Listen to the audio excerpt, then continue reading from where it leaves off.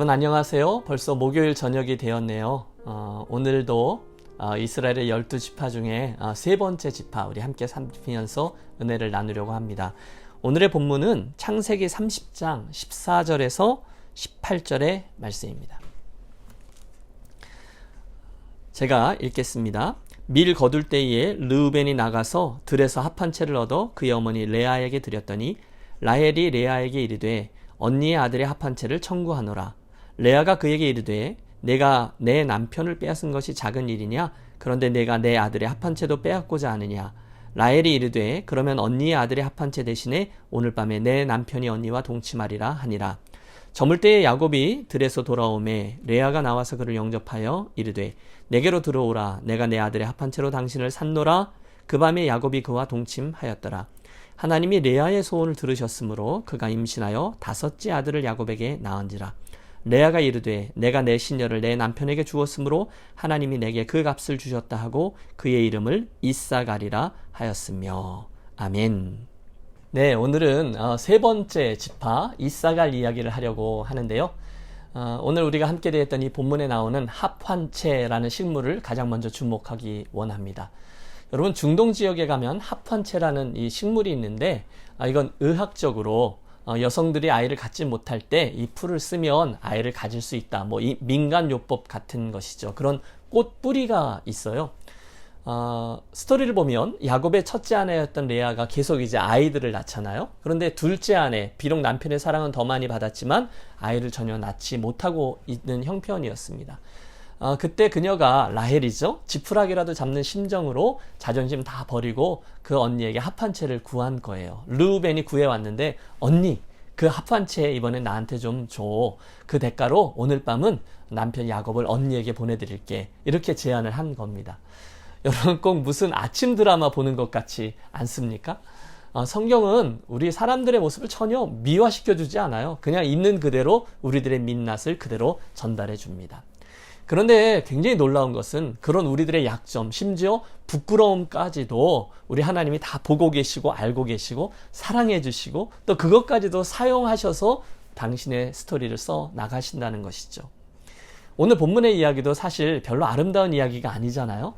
하지만 그 배후에는 여전한 하나님의 존재와 역사가 자리하고 있습니다. 자, 일이 어떻게 진행되고 있습니까? 르우벤이 철이 벌써 들었던 것 같아요. 큰아들이 그 합한채를 가지고 와서 엄마에게 줬는데 그걸 라헬이 이제 대신 가져간 거죠. 그래서 레아는 그날 남편을 맞이하고 그리고 드디어 라헬에게 아이가 생깁니다. 그래서 태어난 아이가 누구예요? 이사갈이고요. 그의 이름 뜻은 값입니다. 더 정확히 말하면 값을 지불하고 무엇인가를 얻어냈다라는 의미입니다. 뭘 주고 얻었습니까? 합한채를 주고 얻었어요. 또 18절에 보면 내 시녀를 내 남편에게 주었으므로 하나님이 나에게 그 값을 주셨다. 이런 표현도 나와요.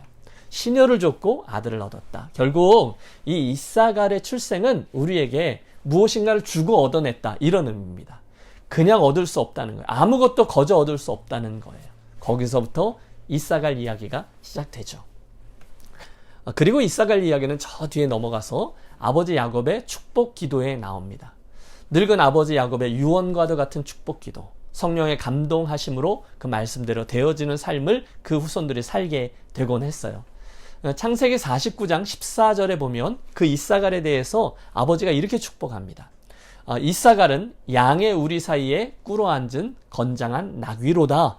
그는 쉴 곳을 보고 좋게 여기며 토지를 보고 아름답게 여기고 어깨를 내려 짐을 메고 앞제 아래서 섬기리로다.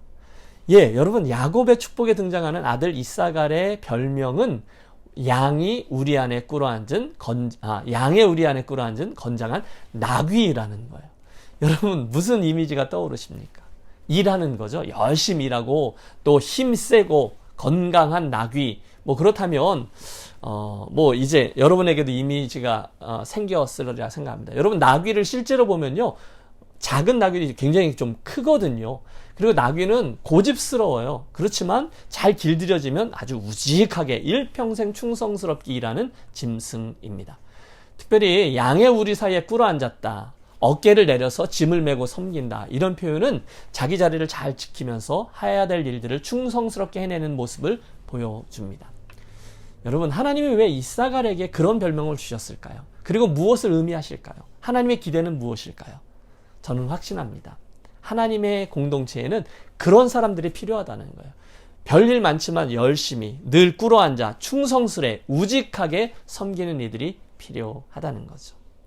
그리고 시간이 흘렀어요.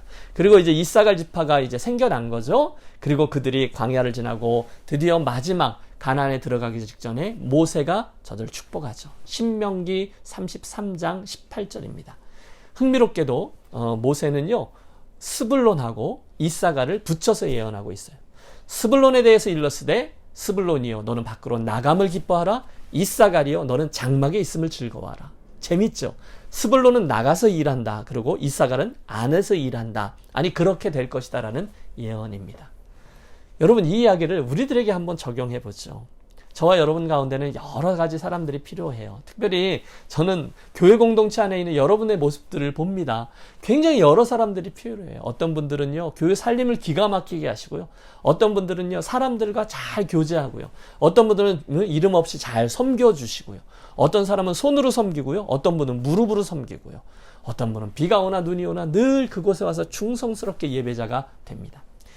이번에 금요일마다 당회원들 부부 기도회, 안수집사 부부 기도회 이렇게 쭉 하고 있는데 이렇게 사진을 찍었어요. 거기 보면 한 분 한 분 은사가 다 다르세요. 그 얘기죠.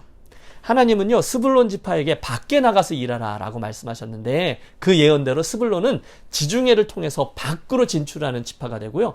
이사갈은 장막에 머무르라 라는 예언대로 그는 그런 지파가 되었습니다. 여러분, 우리가 지난번 성령의 은사 열매 이야기들 할 때 은사에서 그런 얘기 했잖아요. 하나님은 은사들을 각양각색 당신의 뜻대로 우리들에게 나눠주신대요. 그리고 우리들은 그 다른 것들 가지고 그리스도의 몸을 함께 섬기는 거죠. 그러므로 경쟁 또는 높낮이가 필요 없는 거죠. 하나님은 당신의 백성들 안에 당신의 뜻대로 이러저러한 은사들을 나누어 주셨고 그런 이들을 두셨어요. 함께 기억하겠습니다. 우리 이사갈 이름 뜻 그대로 우리 주님은 절대로 땀 흘리지 않는 사람들을 축복하지 않으세요.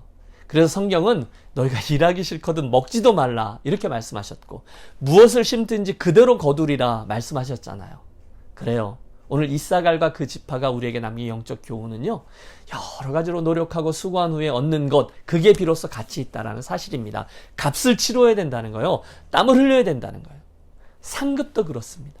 주님은 우리에게 분명코 내가 내게 줄 상이 있어라고 말씀하셨어요.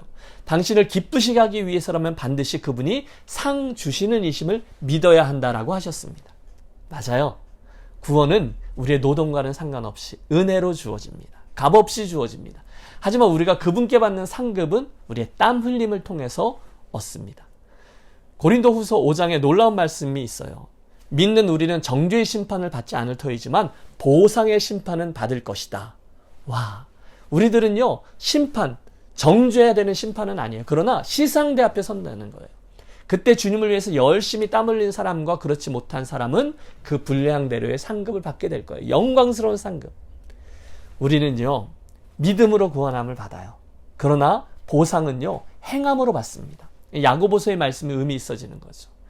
여러분, 그날 우리가 주님 앞에 섰을 때 영광스러운 보상을 받기 원하십니까? 그분의 인정을 원하십니까? 땀을 흘리셔야 되는 거죠. 주께서 내게 맡겨주신 자리에서 수고하고 충성하고 신실하게 감당하는 거예요. 그러면 꼭 아름다움의 보상들이 있습니다. 이게 이사갈 지파가 우리들에게 오늘 도전하시는 바요, 영적인 교훈으로 다가오는 말씀인 거죠.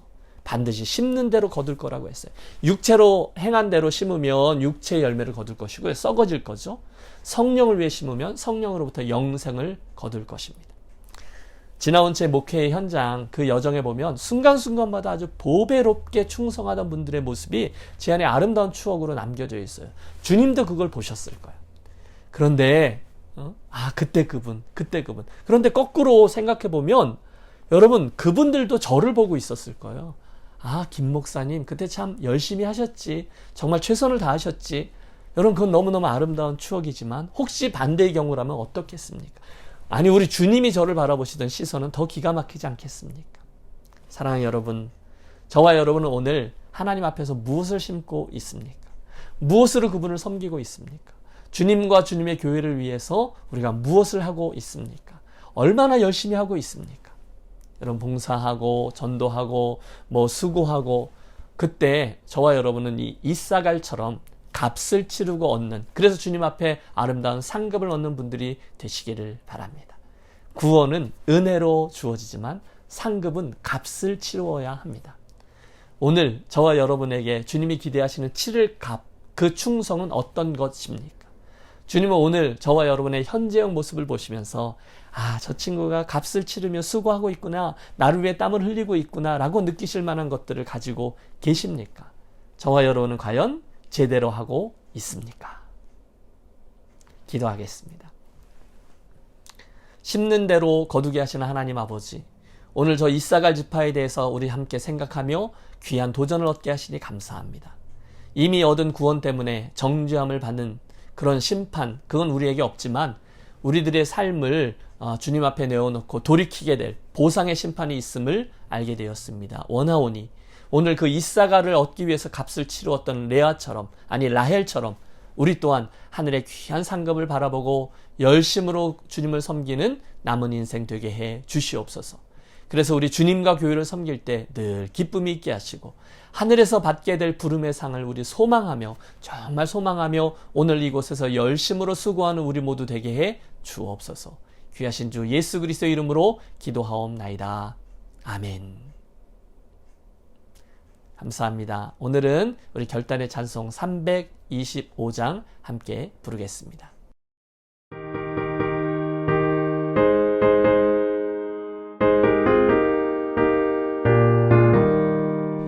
예수가 함께 계시니 시험이 오나 겁없네. 기쁨의 근원 되시는 예수를 위해 삽시다. 날마다 주를 섬기며 언제나 주를 기리고 그 사랑 안에 살면서 딴 길로 가지 맙시다. 이 세상 사는 동안에 주 이름 전파하면서 무한한 복락 주시는 예수를 위해 삽시다. 날마다 주를 섬기며 언제나 주를 기리고 그 사랑 안에 살면서 딴 길로 가지 맙시다. 이 세상 친구 없어도 예수는 나의 친구니 불의한 일을 버리고 예수를 위해 삽시다. 날마다 주를 섬기며 언제나 주를 기리고 그 사랑 안에 살면서 딴 길로 가지 맙시다. 주께서 심판하실 때 잘했다 칭찬하리니 이러한 상급 받도록 예수를 위해 삽시다. 날마다 주를 섬기며 언제나 주를 기리고 그 사랑 안에 살면서 딴 길로 가지 맙시다. 아멘. 우리 함께 합심 기도하고 오늘 하루를 마무리하겠습니다. 세 가지 기도 제목을 드릴게요. 첫 번째는 오늘 말씀 붙잡고 이사갈의 뜻이 값을 치르고 얻었다 였거든요. 우리도 하늘의 상급을 위해서 나의 은사를 따라 열심히 섬기며 충성케 하소서. 우리들을 위해 기도하겠습니다. 두 번째는 이번에 우리 허원영 목사님이 다음 주에 이제 사임하고 아틀란타로 이임을 하거든요.